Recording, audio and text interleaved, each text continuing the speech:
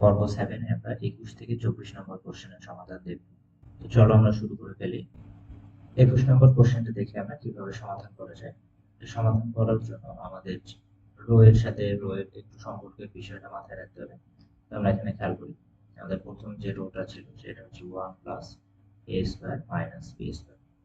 আমি কি করলাম, এই যে 3 নাম্বার রো ছিল এটাকে b দিয়ে গুণ করে যোগ করে দিলাম। তাহলে b দিয়ে গুণ করা মানে 2b স্কয়ার হবে, তাহলে এখানে প্লাস 2b স্কয়ার। তারপর এখানে কি ছিল, এখানে ছিল 2ab প্লাস এটাকে b দিয়ে গুণ করছি, b দিয়ে গুণ করলে হচ্ছে মাইনাস 2ab। তারপর এখানে কত ছিল, এখানে ছিল মাইনাস 2b প্লাস এটাকে আমরা কি দিয়ে গুণ করছি, b দিয়ে গুণ করছি, তারপর যোগ করে দিছি। তাহলে আমরা b দিয়ে গুণ করলে পাবো b minus a square b minus b cube, এটা পাই। তাহলে অবশ্যই সাইড নোটে আমরা লিখে দেব, সাইড নোটে কি পাইছি, r1 প্রাইম, এটা পাইছি আমরা r1 plus b into r3।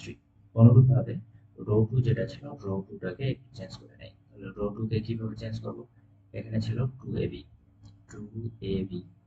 Minus করবো, মাইনাস কি করছি, এইটার সাথে a গুণ করছি, তাহলে এটার সাথে a গুণ করলে হচ্ছে 2ab।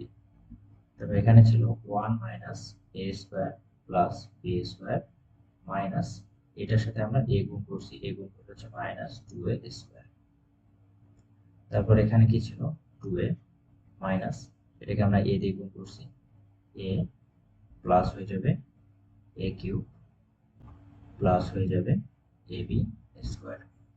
3 নম্বর সারি যেটা ছিল সেটা তো ঠিক আছে। তো আমরা এখানে রো 2 প্রাইম লিখি, রো 2 প্রাইম ইকুয়াল হচ্ছে row 2 minus a into row 3। এটা আমরা সাইড নোট আকারে দিয়ে দিলাম। এরপর এখান থেকে আমরা ক্যালকুলেশন করি। তাহলে ক্যালকুলেশন করলে কি হয়, দেখো আমাদের রো 3 এখনো বাকি আছে, এটা হচ্ছে 2b, এটা হচ্ছে মাইনাস 2a, এটা হচ্ছে 1 minus a square minus b square. এখান থেকে আমরা কি লিখতে পারি, দেখো 1 plus a square plus b square, এই যে প্রমাণের যে অংশটা ছিল এটা নিয়ে আসার জন্য কিন্তু আমরা এই কাজটা করলাম। তাহলে এখানে কিন্তু অটো চলে আসছে, 1 plus a square plus b square, এটা হয়ে গেছে কত, 0, এটা হয়ে গেছে 2b। এখানে কি থাকে, এখানে হচ্ছে 0, এখানে থাকে দেখো এখানে 1, এই যে এখানে মাইনাস মাইনাস প্লাস হয়ে যাবে, so 1 plus a square plus b square, এখানে এটা থাকবে, এখানে থাকবে মাইনাস 2a বা টুয়াইস a। তাহলে এখানে কি কি থাকে দেখো, এখানে যদি হিসাব করো তাহলে এখানে থাকবে আমাদের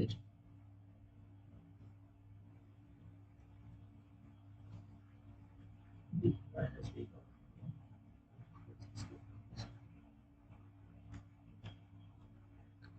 এখান থেকে আমরা যদি মাইনাস বি একটা কমন নেই তাহলে কি থাকে, মাইনাস, দেখো এই দুইটার মধ্যে কাটাকাটি করলে মাইনাস বি থাকবে, সো মাইনাস বিটারে আমরা কমন নিলাম।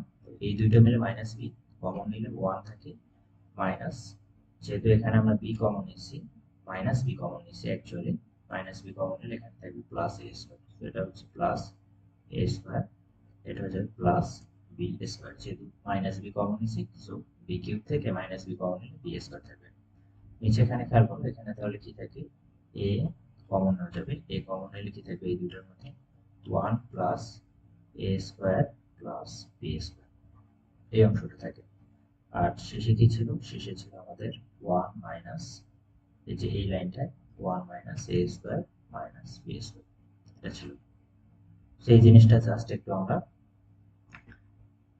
কমন নিয়ে ক্যালকুলেশন করলাম।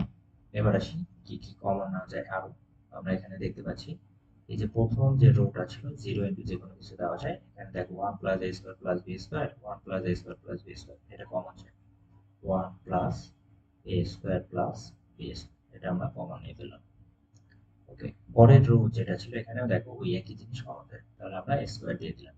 এখানে কি থাকে 1 0 2b, এখানে কি থাকে 0 1 মাইনাস 2a, এখানে কি থাকে, এখানে থাকে আমাদের মাইনাস বি, এখানে থাকে এ, এখানে থাকে 1 মাইনাস এ স্কয়ার মাইনাস বি স্কয়ার, এই জিনিসটা কিন্তু আমাদের এখন থাকে। এরপরে আমরা যে কাজটা করতে পারি সেটা হচ্ছে প্রথম কলাম অথবা প্রথম সারি যে কোনো একটা ক্যালকুলেশন করলেই হবে, যে কোনো একটা বরাবর আমরা বিস্তার করবো। আমরা লিখলাম প্রথম সারি বরাবর বিস্তার করে, প্রথম সারি বরাবর বিস্তার করে।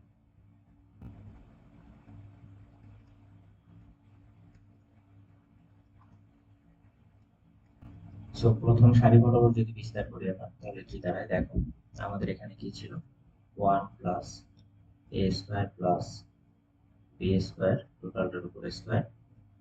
প্রথম সারি বরাবর বিস্তার করলে 1 থাকতেছে 1 ইন্টু ওই বরাবর পাথ এই বরাবর গুণ মাইনাস এই বরাবর গুণ, তাহলে এই বরাবর গুণ করলে হচ্ছে 1 minus A square minus B square minus আবার এখানে মাইনাস 2a স্কোয়ার হয়ে যাবে প্লাস 2a স্কোয়ার।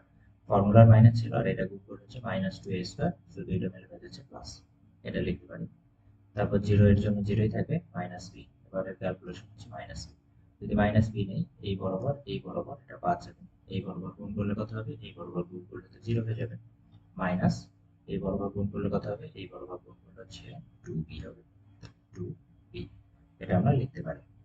এবার আমরা এখান থেকে ক্যালকুলেশন করলে কি হয়, এখানে আগে থেকে ছিল 1 plus A square plus B square তার উপর স্কোয়ার, এখানে কি দাঁড়ায় 1 minus A square minus B square plus 2a square, এখানে গুণ করলে হচ্ছে প্লাস 2b স্কোয়ার, এটা লিখতে পারি। ওকে ফাইন, তাহলে এখান থেকে আমরা কি লিখতে পারি 1 plus A square plus B square. দেখো এটার স্কোয়ার তো ছিল, এখানে 1 প্লাস এই যে এই দুইটার মধ্যে ক্যালকুলেশন করলে a স্কোয়ার থাকবে 1 প্লাস a স্কোয়ার, দেন এইটা আর এটার মধ্যে ক্যালকুলেশন করলে থাকবে b স্কোয়ার। সেখান থেকে আমরা ডিরেক্টলি লিখতে পারি 1 plus a square plus B square টোটালটার উপর কিউব। এটা কিন্তু আমাদের প্রমাণ করতে বলছে। আমরা বিষয়টা একটু খেয়াল করে আমরা কিভাবে প্রথম থেকে ক্যালকুলেশন করলাম। আমরা প্রথমে যে কাজ করছি রো 1টাকে চেঞ্জ করে ফেলছি, রো 1 চেঞ্জ করছি কিভাবে, row 1 plus b into row 3, row 2 রে চেঞ্জ করছি row 2 minus a into row 3, then তারপরে আমরা প্রথম যে সারি ছিল প্রথম সারি বরাবর বিস্তার করছি, একটু ক্যালকুলেশন করলে আমাদের কাঙ্ক্ষিত অ্যান্সারটা চলে আসে। আমরা এই বিষয়টা বুঝলাম। পরের কোশ্চেনটাতে আমরা দেখতে পাচ্ছি এই নিন একটা মান, এটা আমাদের প্রুফ করতে হবে। আমরা প্রুফ করার জন্য কি করতে পারি, আমরা এখানে যে কাজ করব কলাম 1 এর সাথে কলাম 3 যোগ করব। তো যোগ করলে কি হয় এটা একটু পরেই বোঝা যাবে। তাহলে আমরা কলাম 1 এর সাথে কলাম 3 যদি যোগ করি, এখানে থাকবে p plus q plus r, তারপরে এখানে থাকবে p plus q plus r, এখানে অনুরূপভাবে থাকবে p plus q plus r, এখানে থাকলো p minus q, q minus r, r minus p, এখানে আছে আমাদের p q r। এটা আমরা লিখতে পারি। সাইড নোট আমরা দিব কলাম 1 প্রাইম, এটা কিভাবে পাইছি column 1 plus column 3,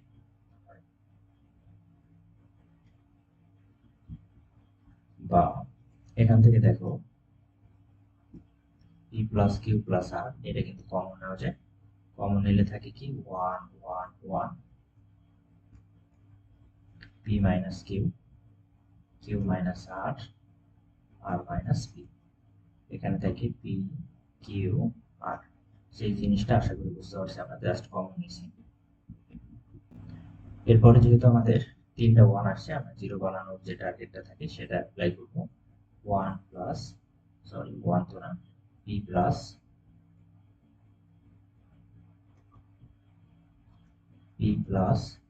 q plus r, তাহলে আমরা ডিরেক্ট করতেছি এই রো 1 থেকে রো 2 বিয়োগ দিই, তাহলে 0 হয়ে যাবে, p minus q plus r হয়ে যাবে, এখানে হয়ে যাবে p minus q।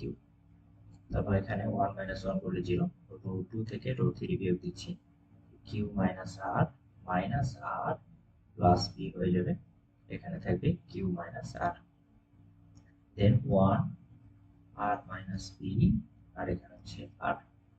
Side note আমরা দিয়ে দেব, তাহলে সাইড নোটে কি হবে, সাইড নোট হবে রো 1 প্রাইম ইকুয়াল হচ্ছে রো 1 মাইনাস রো 2, আর হচ্ছে রো 2 প্রাইম, এটা হচ্ছে রো 2 মাইনাস রো 3, তাহলে এটা আমরা লিখলাম।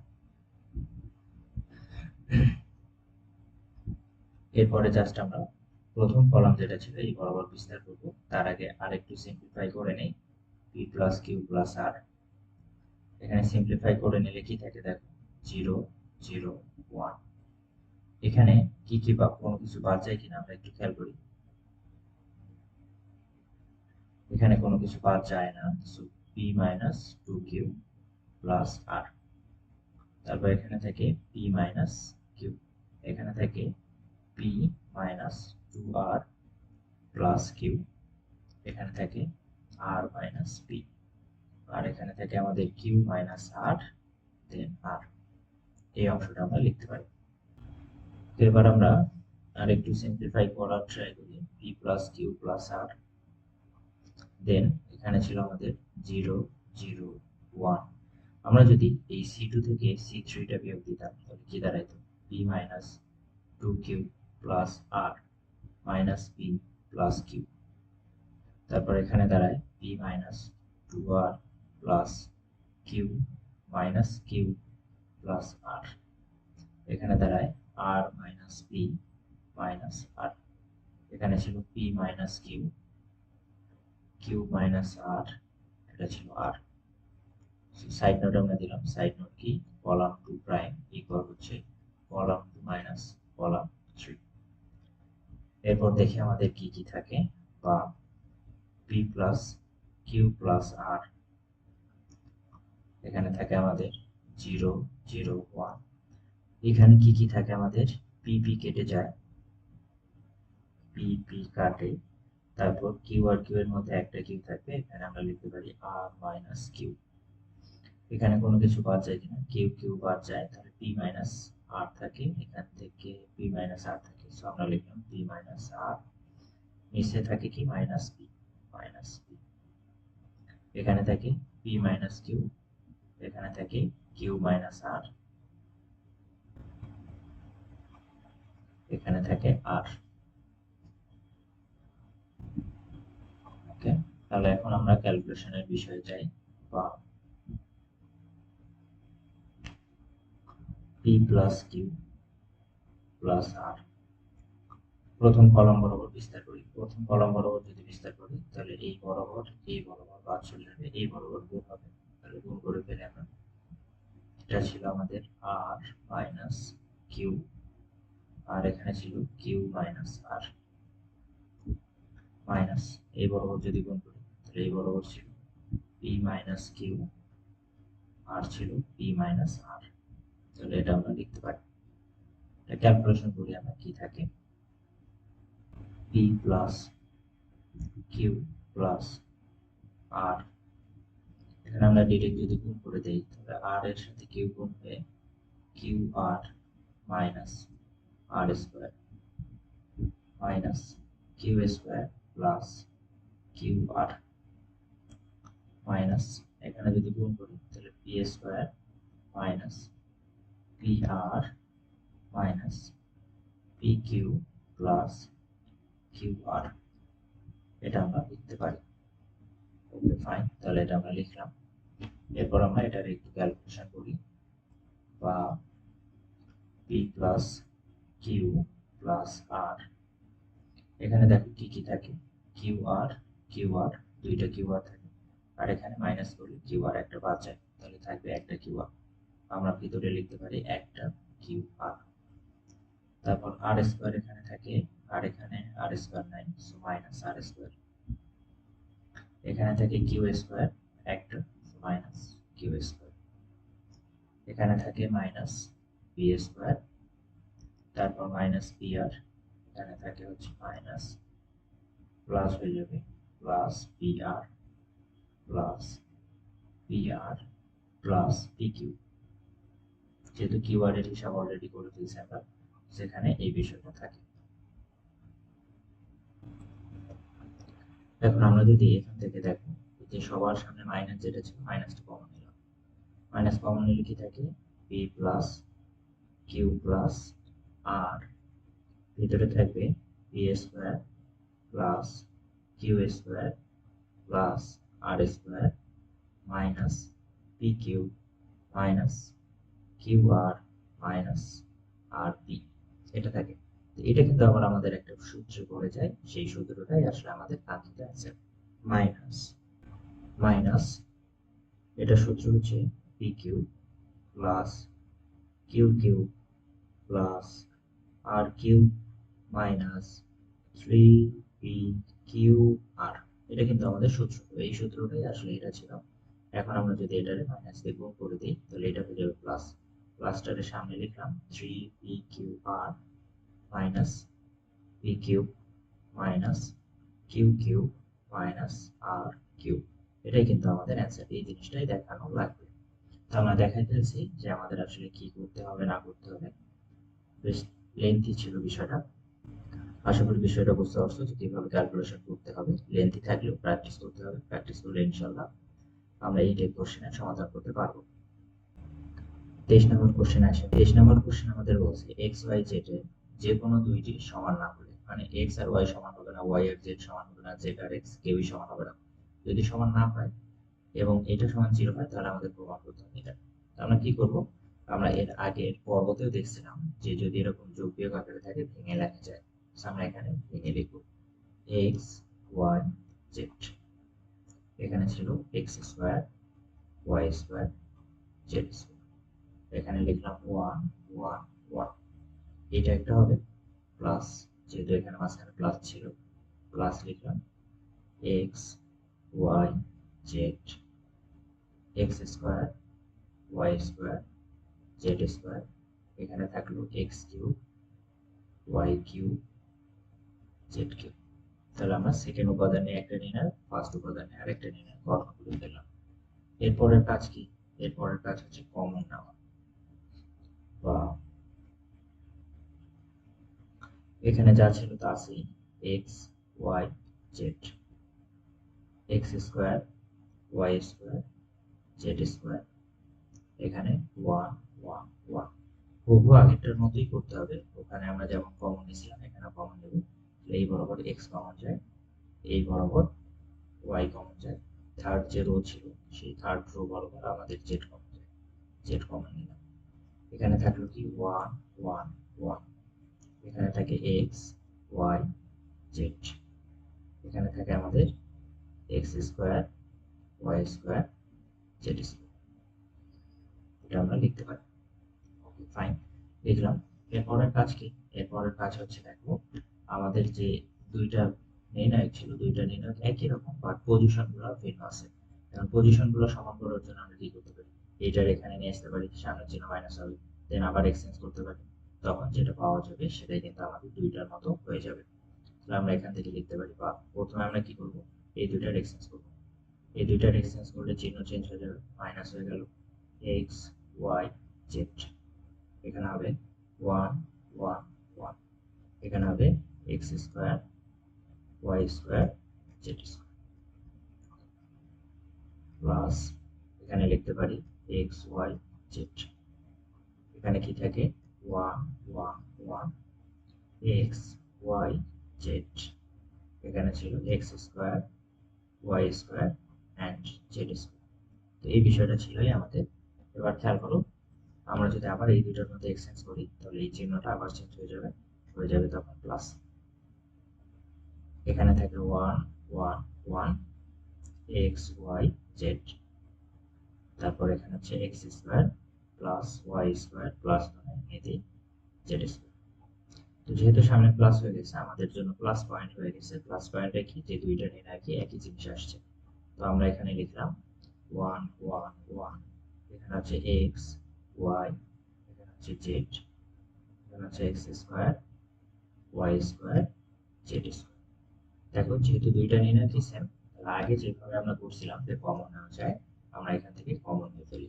কমন নিলে হচ্ছে 1 প্লাস এক্স ওয়াই জেড। এরপর এখান থেকে থাকে কি 1 1 1 x y z x square y square z square. পরের কাজ কি করব, পরের কাজ হচ্ছে রো 1 থেকে রো 2 বিয়োগ, রো 2 থেকে রো 3 বিয়োগ।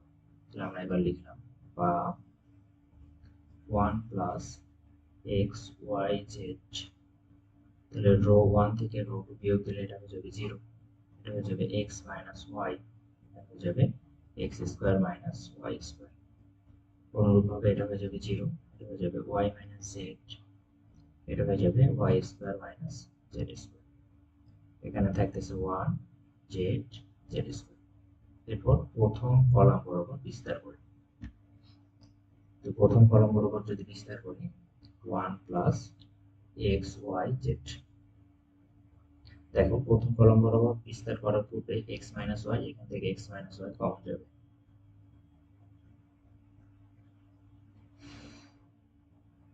সেকেন্ড রো থেকে ওয়াই মাইনাস জেড কমন যাবে, ওয়াই মাইনাস জেড কমন যাবে। কমন নেওয়ার পর আমরা প্রথম কলাম বরাবর বিস্তার করি। তাহলে প্রথম কলাম বরাবর যদি বিস্তার করি এই অংশ বাদ, এখান থেকে এটা কমন নিয়ে ফেলছে 1 আছে, এখানে 1 আছে, এখানে থাকে এক্স প্লাস ওয়াই, এখানে থাকে ওয়াই প্লাস জেড। কমন নেওয়ার পর এই অংশটা থাকে। এরপর জাস্ট এটা আমরা নির্ণায়কের যে পদ্ধতি ছিল সেটার মাধ্যমে ক্যালকুলেশন করে ফেলব। 1 প্লাস এক্স ওয়াই জেড, তারপর এখানে ছিল X minus Y, Y minus Z, আর এই বরাবর গুণ করো, এই বরাবর গুণ করে হচ্ছে Y plus Z minus X minus Y. Y Y কাটে, জেড মাইনাস এক্স, বা এখান থেকে লিখতে পারি 1 প্লাস এক্স ওয়াই জেড, তারপর লিখতে পারি x minus Y, Y minus z, z minus x. এটা ছিল। এখন আমাদের কোশ্চেনে বলছে কি এই টোটালটা সমান হচ্ছে 0। তাহলে এটা আমরা পরে লিখি, শর্ত অনুযায়ী আমরা সাইড দিয়ে লিখি। তাহলে আমরা এখানে লিখলাম প্রশ্নানুযায়ী, প্রশ্নানুযায়ী। প্রশ্নানুযায়ী আমরা কি লিখতে পারি? প্রশ্নানুযায়ী হয় এটা সমান 0, না হয় এই টোটালটা একটা একটা করে 0 হবে। তাহলে আমরা লিখতে পারি 1 plus x y z into x minus Y, Y minus z, z minus x, total অংশটা সমান 0। এখন হয় এটা সমান 0, না হয় প্রত্যেকটা আলাদা আলাদা করে 0। কোশ্চেনের মধ্যে কিন্তু আমাদের বলে দেওয়া আছে যে কোনো দুইটা সমান নয়। তার মানে x ইকুয়াল ওয়াই হতে পারবে না, y ইকুয়াল জেড এটাও হতে পারবে না, জেড ইকুয়াল এক্স এটাও হতে পারবে না। তাহলে অতএব হইতে হবে কি 1 প্লাস এক্স ওয়াই জেড, এটাকে 0 হইতে হবে। এটাই কিন্তু আমাদের প্রমাণ করতে বলছে। তাহলে এখন আমরা দেখি আমাদের প্রমাণে কি ছিল। আমাদের এখানে বলছে দেখো এটা সমান যদি 0 হয় তাহলে প্রমাণ করো যে এটা সমান 0। তাহলে আমরা এটা প্রমাণ করছি। আর এখানে বলা ছিল যে যে কোনো দুইটা সমান নয়। এবার আমরা লাস্ট কোশ্চেনটা দেখব। আমাদের লাস্ট কোশ্চেনে কি বলছে দেখো, বলছে কে এর মান কত হলে ম্যাট্রিক্সটি ব্যতিক্রমী বর্গ ম্যাট্রিক্স হবে। তো ব্যতিক্রমী হওয়ার কন্ডিশনটা আগে আমরা বুঝি।